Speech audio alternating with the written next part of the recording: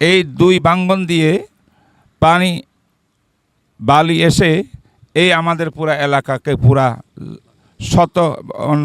10-12 kilometre জায়গা ডানে বামে, আমি জানি না আরও কত কিলোমিটার হবে, আমার চোখের দেখা 10-15 কিলোমিটার পর্যন্ত সব মরুভূমিতে হয়ে গেছে। এইগুলা জমিন ছিল, খেতি জমিন, অনেক নিচু, রাস্তা ছিল উঁচা। এই নিচু জমিগুলো সব মরুভূমির কারণে সমান হয়ে গেছে, রাস্তার থেকে উঁচু হয়ে গেছে। এই এলাকার জনগণ সব কৃষক, এই জমিনের উপরে তাদের সব কিছু নির্ভর। আমি জানি না কত বছর পরে এই জমিনগুলো আবার আবাদ করার উপযুক্ত হবে। আবাসভূমি, জন্মভূমি এই এরিয়া।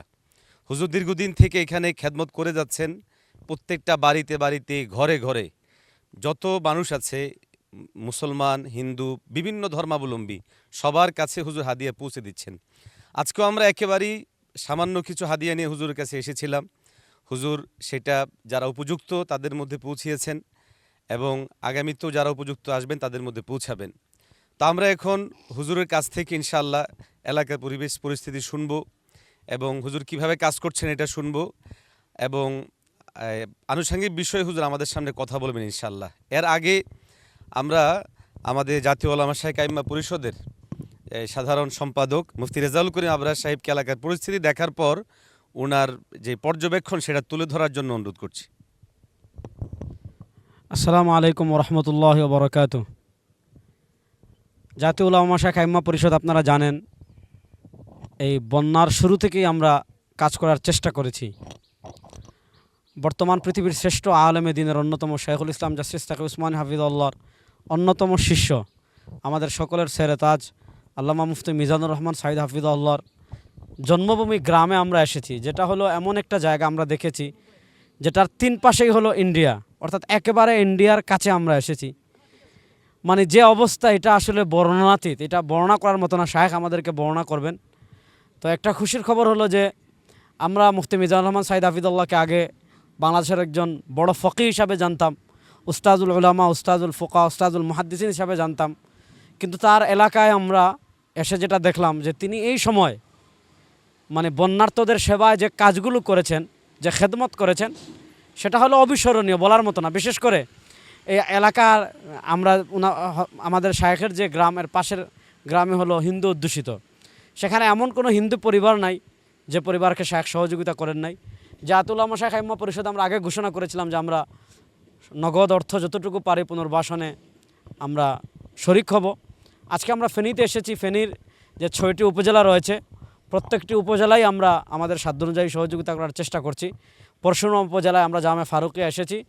আমরা আল্লামা মুফতি মিজানুর রহমান সাইদ হাফিজুল্লাহর তত্ত্বাবধানে এখানে নগদ অর্থ বিতরণ করেছি। এখানে কিছু হিন্দু পরিবার আছে, তাদেরকেও আমরা অর্থ বিতরণ করবো ইনশাআল্লাহ। আমরা এখন এলাকার পরিস্থিতি সম্পর্কে আমাদের ওস্তাদে মোহতারাম মুফতি মিজানুর রহমান সাইদ সাহেব হুজুরের কাছ থেকে শুনবো। আমি শুধু আপনাদেরকে ছোট্ট 2টা দৃশ্য দেখাই। একটা হলো ওই দিকে দেখেন যে ট্রাক্টর দিয়ে মাটি কাটা নেওয়া হচ্ছে। এটা কিন্তু আসলে ভিন্ন কোনো মাটি না, এটা হলো মূলত এলাকার রাস্তা, মানে নদী ভেঙে পানিগুলো সাথে যে মাটি এসেছে, কাদা মাটি এসে পুরা রাস্তা ইত্যাদি সব একেবারে ব্লক হয়ে গেছে, যার জন্য এই যে ভেকু দিয়ে কেটে তারপর এটাকে পরিষ্কার করতে হচ্ছে। আরেকটা চিত্র আমরা যদি আপনাদেরকে দেখাই, ঠিক আমাদের পিছনে যেটা এলাকাটা দেখা যাচ্ছে, দেখেন, আপনাদের দেখলে মনে হবে যে এটা একটা মরুভূমির মতো। তো এই যে পরিবেশ তৈরি হয়েছে, এটা মূলত সম্পূর্ণ নদীর পানির সাথে যেই মাটি এসেছে এটা দিয়ে এই পরিবেশ। তো যাই হোক, হুজুর তো দীর্ঘ সময় ধরে এখানে আছেন এবং খেদমত করে যাচ্ছেন আলহামদুলিল্লাহ। আমরা হুজুরের কাছ থেকে বাস্তব অবস্থাগুলো জানবো।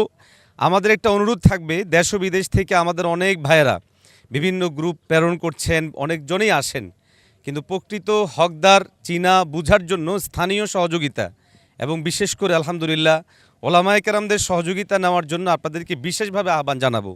আমরা আমাদের জায়গা থেকে আপনাদেরকে সর্বোচ্চ সহযোগিতা করতে পারবো ওলামায়ে কেরামদের সাথে সম্পৃক্ত করার।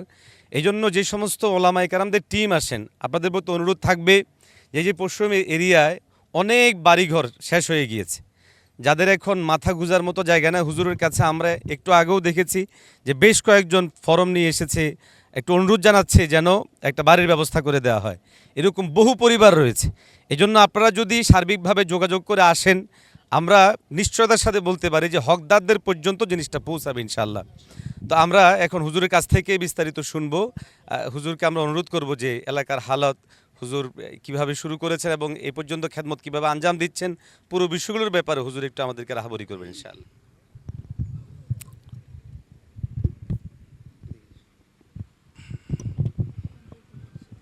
আসসালামু আলাইকুম ওরহমতুল্লাহি ওবরাকাতুহ। যে যেখান থেকে আমাদেরকে দেখছেন এই মুহূর্তে, সকলের প্রতি আমার শ্রদ্ধা, ভালোবাসা, মোহাব্বত, সালাম। ইতিমধ্যে জাতীয় ওলামা আইম্মা পরিষদ, আমাদের এই পরিষদের সভাপতি, সেক্রেটারি জেনারেল, জয়েন্ট সেক্রেটারি সহ একটা বিশাল টিম আমার এলাকায় এসেছেন। মাদ্রাসা ফারুকিয়াতে অবস্থান করছিলেন। তারা সব কিছু আমাদের কাজকর্ম দেখেছেন।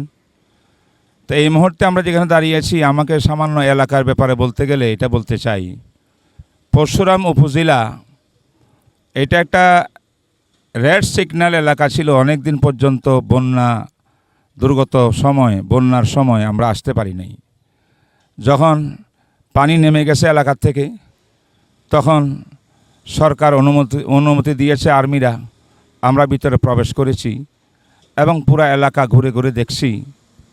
সেখানে যে অবস্থা সৃষ্টি হয়েছে, আসলে এই আমাদের মাত্র 100 গজ আমার সামনের দিকে চলে গেলে সেখানে একটা মুহুরী নদী আছে বিশাল। সে মুহুরী নদীর একটা বিশাল ভাঙ্গন এখান দিয়ে সৃষ্টি হয়েছে, আর একটা ভাঙ্গন 100 গজের পরে ওইখান দিয়ে সৃষ্টি হয়েছে।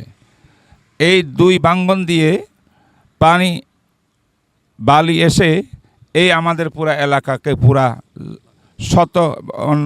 10-12 কিলোমিটার জায়গা ডানে বামে, আমি জানি না আরও কত কিলোমিটার হবে, আমার চোখের দেখা 10-15 কিলোমিটার পর্যন্ত সব মরুভূমিতে হয়ে গেছে। এইগুলা জমিন ছিল, খেতি জমিন, অনেক নিচু, রাস্তা ছিল উঁচা। এই নিচু জমিগুলো সব মরুভূমির কারণে সমান হয়ে গেছে, রাস্তার থেকে উঁচু হয়ে গেছে। এই এলাকার জনগণ সব কৃষক, এই জমিনের উপরে তাদের সব কিছু নির্ভর। আমি জানি না কত বছর পরে এই জমিনগুলো আবার আবাদ করার উপযুক্ত হবে। তো যাই হোক, আমি এখানে কাজ করতেছি বহুদিন থেকে। কাজের 3টা পদ্ধতি। প্রথম পদ্ধতি আমরা শুকনা খাবার দিয়েছিলাম, বেশি দিন দিই নাই, 1 দিন 2 দিন পরেই আমরা ভারী খাবার দিতে হচ্ছে। কারণ মানুষ বাড়িঘর পরিষ্কার করে, কাদা পরিষ্কার করে, যাদের ঘর বাড়ি আছে তারা ঘরের মধ্যে গিয়ে আশ্রয় নিয়েছেন, কিন্তু চাল ডাল নাই, কিছু নাই, আমরা সেটা ব্যবস্থা করেছি। কিন্তু দুঃখজনক হইলেও সত্য যে এই নদী ভাঙ্গনের পাশ দিয়ে অনেক ঘর বাড়ি তলায় গেছে। আমার কাছে 50টা পরিবারের তালিকা এসেছে এ পর্যন্ত। অনেকে নম্বর দিতে পারে নাই, আসতেছে, যাদের ঘর বাড়ি নিশ্চিহ্ন হয়ে গেছে। ঘর বাড়ির উপর দিয়ে একটা নদী হয়ে গেছে, একটা ভিন্ন নদী, খাল। এই লোকগুলার কি হবে? তাদের কোথায় গিয়ে তারা আশ্রয় নেবে? মানুষের ঘরে বাড়িতে আসে বিভিন্ন জায়গায়, এখন পানি শুকাইছে, এখন একটা ঘর বাঁধতে চায়। তো আমরা এখন বাড়িখানা দেওয়ার পরে 3 নম্বর যে কাজটা শুরু করতেছি, সেটা হলো এই ক্ষতিগ্রস্ত ঘরবাড়ি যাদের নাই তাদেরকে কিছু ক্যাশ টাকা নগদ দিতে পারে কিনা সেটা নিয়ে আজকে জাতীয় ওলামা ইমাম পরিষদের আমার বন্ধুরা আসছেন, তারা কিছু নগদ অর্থ নিয়ে আসছেন। আরও কয়েকটা জমাত আসছিলেন আজকে আমাদের এই এলাকায়, সামান্য কিছু নগদ অর্থ দিয়ে গেছেন। তা আমি একটা তালিকা করেছি, এই উপজেলার সমস্ত ওলামায়ে কেরামের তালিকা। আরেকটা তালিকা করছি আমাদের এই এলাকায় কয়টা মাদ্রাসা ক্ষতিগ্রস্ত হয়েছে, মাদ্রাসার তালিকা, মাদ্রাসার শিক্ষকদের তালিকা।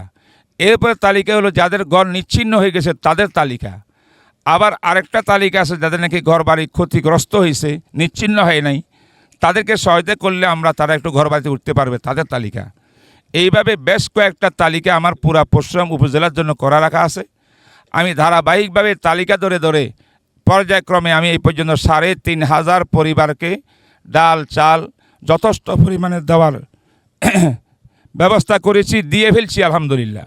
আরও কিছু আমরা দিতে পারবো, আরও কিছু সামান্য আছে। আর সবচেয়ে প্রয়োজন যেটা ঘর বাড়ি মেরামত করার জন্য এবং নতুন ঘর তোলার জন্য এবং হান্ডি পাতিল কেনার জন্যে, মানুষের থাকার মতো বেডিংপত্র কেনার জন্যে, ঘরের বিভিন্ন সরঞ্জাম যেগুলো জরুরি, এইগুলো করার জন্য তাকে একটু নগদ অর্থ দিলে তারা এই কাজটা করতে পারে। যাই হোক, এই হলো আমাদের পরশুরাম উপজেলার অবস্থা। আমার এই এলাকায় ওই যে একটা গ্রাম দেখা যাচ্ছে, এটা হলো গোপাল গ্রাম বলা হয় এটাকে। আমার এই গ্রামে আছে 392টা পরিবার, প্রত্যেকটা পরিবার নাম ধরে ধরে তালিকা করে করে সব ঘরে ঘরে আমরা মাল পৌঁছাইছি। এর পাশে হিন্দু গ্রামের মধ্যে 92টা পরিবার আমার তালিকাভুক্ত আছে, তাদেরকে ডাকিয়ে আমরা বাড়ি খাবার তাদের ঘরে ঘরে আমরা পৌঁছাইছি। এবং তারা ছাড়া আরও পরশুরাম এরিয়ার থেকে হিন্দু যারা আসছে অন্তত 150-এর মতো হিন্দু এই পর্যন্ত হিন্দু পরিবারকে আমরা এই ত্রাণ তহবিল থেকে আমরা দিয়েছি আলহামদুলিল্লাহ। এই জন্য আমরা ধন্য, কারণ আমাদের ইসলামের বিশ্বাস এটাই যে এখন মানবতার ইনসানিয়ত মানব জাতিকে বাঁচাইবার একটা টাইম, মানব জাতির বিপদের মধ্যে তাদের পাশে দাঁড়াইবার একটা টাইম। এখানে ধর্মকর্ম দেখার বিষয় নাই, এখানে অন্য কোনো বিষয় দেখার বিষয় নাই, মানুষকে আগে বাঁচাইতে হবে, তাই ঘরে জায়গা করে দেওয়ার মতো ব্যবস্থা করতে হবে। সে হিন্দু ভাই হোক, খ্রিস্টান হোক, ইহুদি হোক, মুসলিম হোক, সব আমাদের সামনে সমান। এই জন্য আমরা ব্যবস্থাটা করেছি। ইনশাআল্লাহ কিছুক্ষণ পরে আমি 20টা পরিবারকে ডেকেছি, ওই গোপাল গ্রাম থেকে হিন্দু পরিবার, তাদের মাঝে ইনশাআল্লাহ আমাদের জাতীয় ওলামা আইমা পরিষদ ওলামায়ে কেরাম সেখানে কিছু অর্থ দিবেন তাদেরকে ইনশাআল্লাহ। এভাবে ক্রমান্বয়ে আমার কাছে যেখান থেকে যেভাবে যারা আসতেছে, নগদ অর্থ হোক আর ত্রাণ তহবিল হোক, সব কিছু আমি ইনসাফ ভিত্তিক, টোকেন ভিত্তিক, এলাকার তালিকা ভিত্তিক আমি দেওয়ার চেষ্টা করতেছি। আল্লাহ পাক যেন আমাদেরকে সত্যিকার মানবতার খেদমতে কবুল করেন এবং সব সময় যেন ওলামায়ে কেরাম জাতির পাশে দাঁড়াইতে পারে, দুঃখে সুখে সব অবস্থায়, সেই তৌফিক যেন আল্লাহ পাক আমাকে দান করেন এবং আল্লাহ পাক এই খেদমতগুলোকে কবুল করেন, এই আশা ব্যক্ত করি আমি আমার সংক্ষিপ্ত কথা শেষ করলাম। ও আখরু দাওয়ানা আলহামদুলিল্লাহ রাব্বিল আলামিন। সবাইকে মোবারকবাদ, ধন্যবাদ। যারা এসেছেন এই এলাকার ভিতরে অনেক দূর দূরান্ত থেকে, সবাইকে মোবারকবাদ দিচ্ছি। এবং যারা পরশুরাম উপজেলায় আসবেন, ফুলগাজী উপজেলায় আসবেন, ফুলগাজীর মধ্যে আশরাফিয়া মাদ্রাসার মাওলানা ইউসুফ সাহেব আছেন মোহতামেম, ওনার মাধ্যমে আসলে সঠিক জায়গার মধ্যে কাজগুলো পৌঁছবে, আপনাদের খেদমতগুলো হবে। পরশুরাম উপজেলার ভিতরে ফারুকিয়া মাদ্রাসা আছে, আমি আছি। এই এলাকায় আপনারা আসলে সঠিকভাবে সত্যিকার মোস্তাহেক যারা, উপযুক্ত যারা, তাদের কাছে ইনশাআল্লাহ খেদমতগুলো পৌঁছে যাবে বলে আমার পুরা বিশ্বাস। এই আবেদন জানাই আমি আমার কথা